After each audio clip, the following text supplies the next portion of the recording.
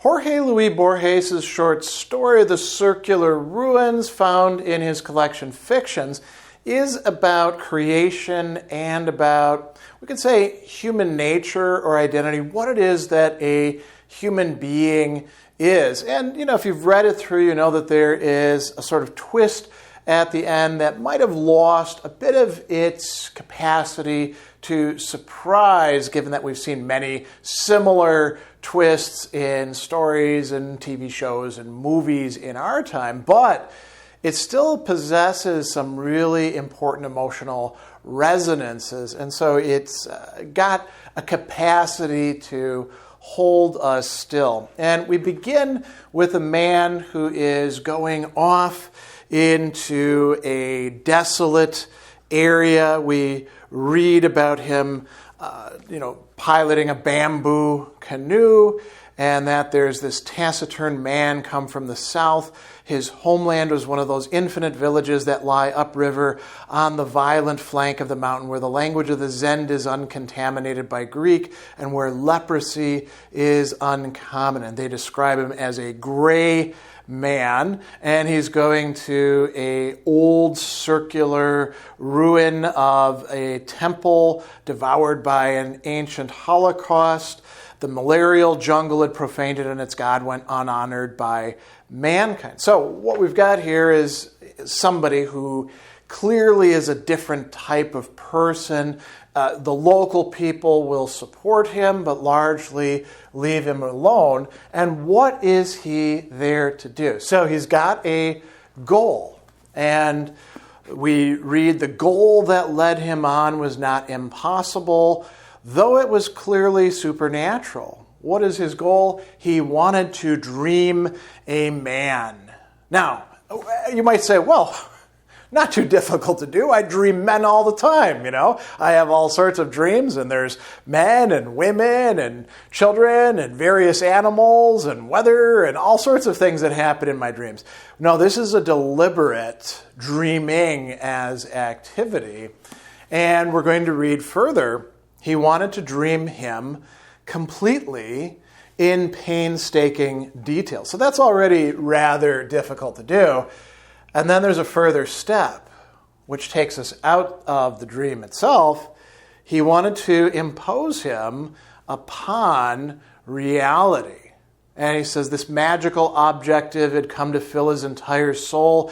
If someone had asked him his own name or inquired into any feature of his life till then, he would have not been able to answer. And so he is using this temple dedicated to an unknown god. There's an idol there. And why? Because it provides him a minimum of the visible world so he can just concentrate on preparing, on dreaming, and on resting. So we learn about his first attempt. At first, his dreams were chaotic. Later, they became dialectical. The foreigner dreamed he was in the center of a circular amphitheater, which was somehow the ruined temple. Clouds of taciturn students completely filled the terraces of seats. So he's got a number of students there in his dream. And what is he doing? He is engaging in a process of education. And he's also assessing them as we learn. So he lectures on anatomy, cosmography, magic. The faces listened earnestly, intently, and attempted to respond with understanding. So it's not just lecturing. He's asking them questions. He's preferring ideas before them, and they are responding. But it's not giving him exactly what he wants. There's a certain consciousness there on their part. It reads, as though they sensed the importance of that education that would redeem one of them from his state of hollow appearance and insert him into the real world.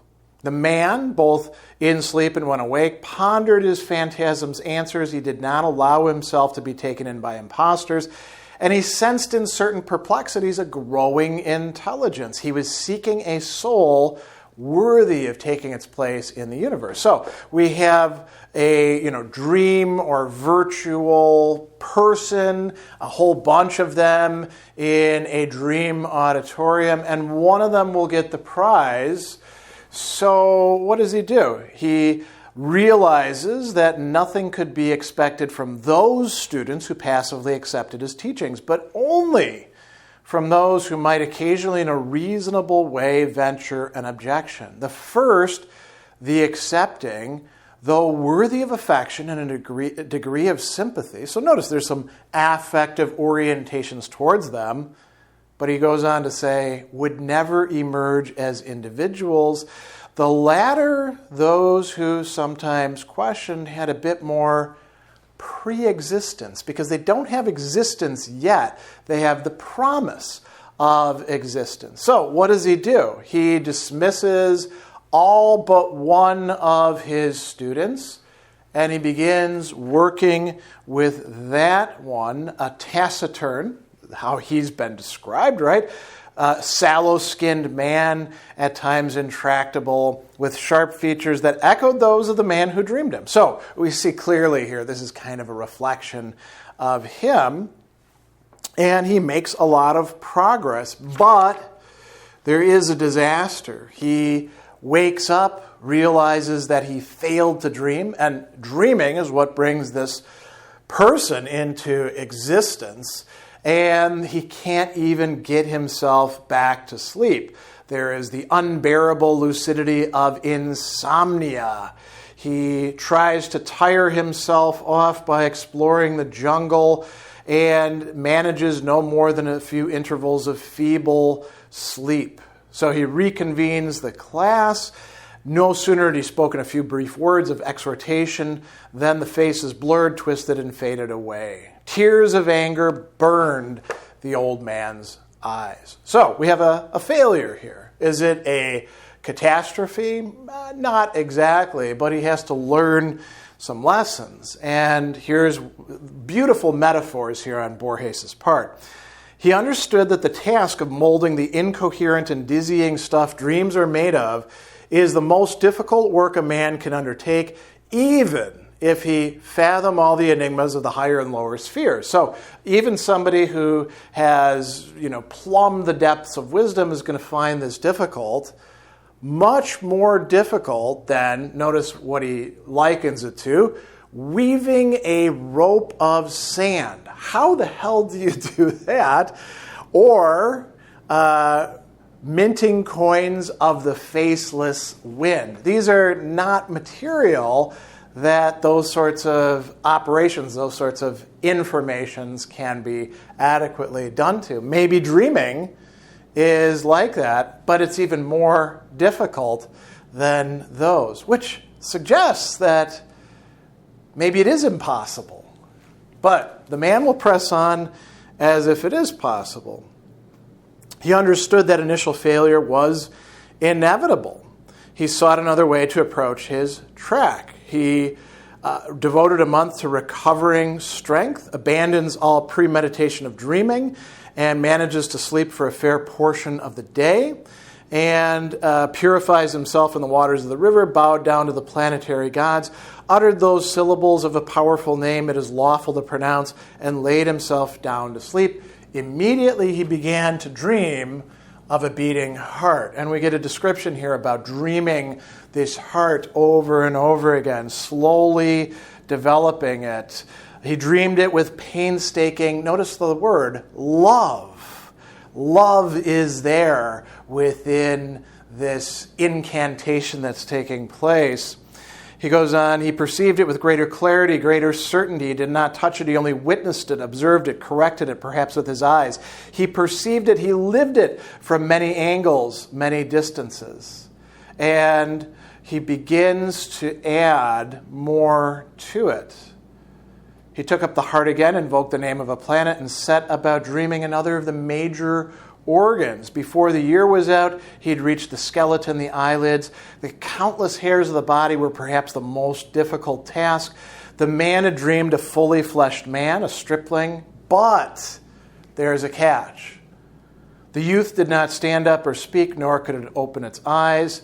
night after night, the man dreamed the youth asleep. So we don't have consciousness yet on the part of the dreamed man. And he talks about the cosmogonies of the Gnostics, the demiurges, kneading up a red atom who cannot manage to stand.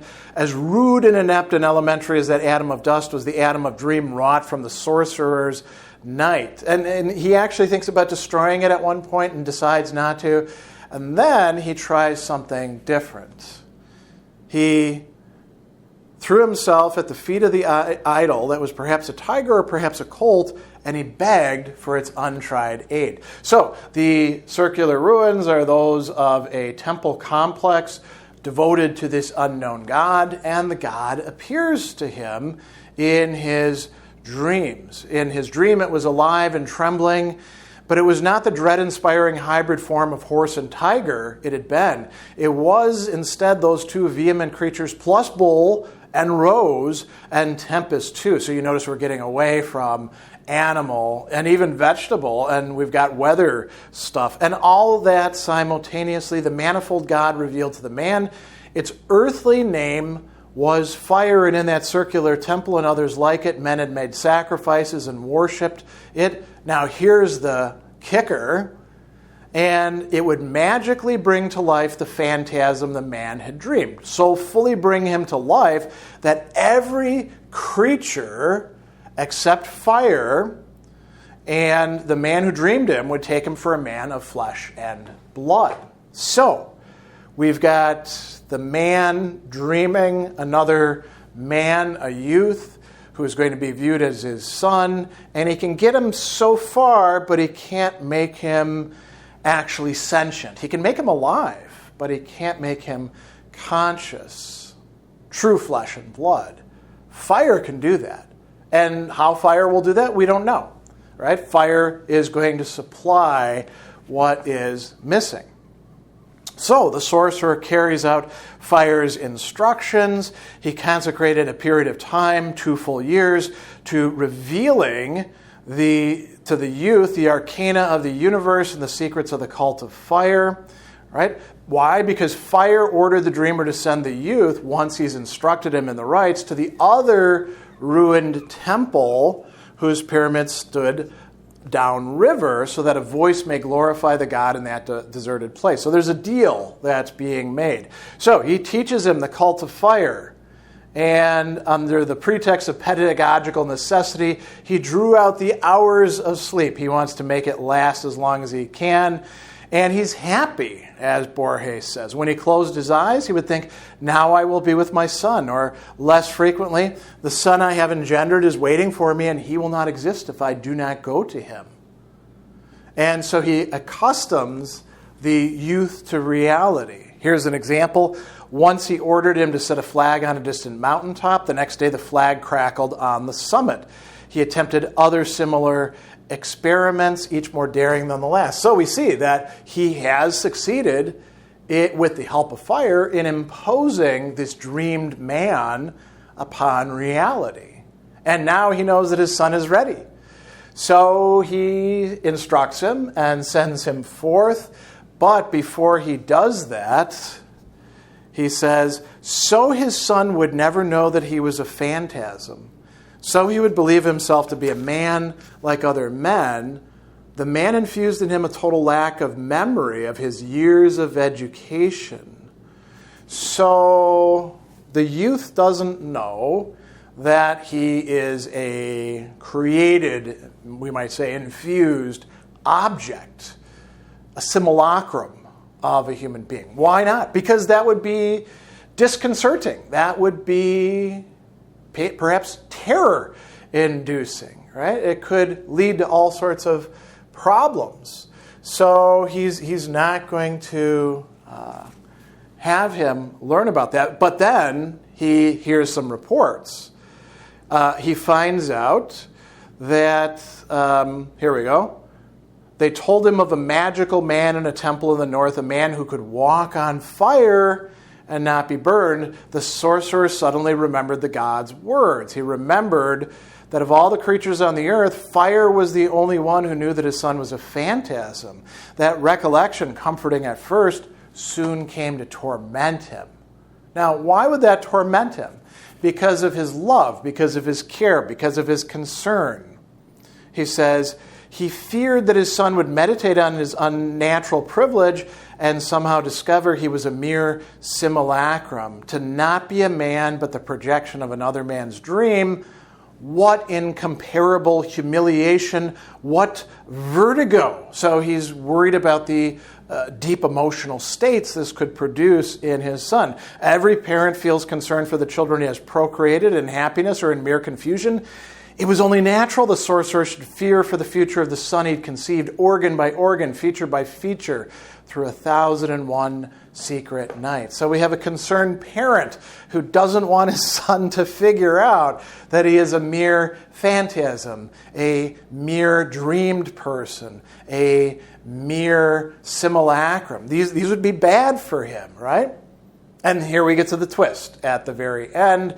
And you can well imagine what it is. There is a fire, and the man who dreamed the other man, thinks to himself, well, this is not that bad of an end for me. I suppose I could take refuge in the water, but death would be a crown on my age and absolve me from my labors.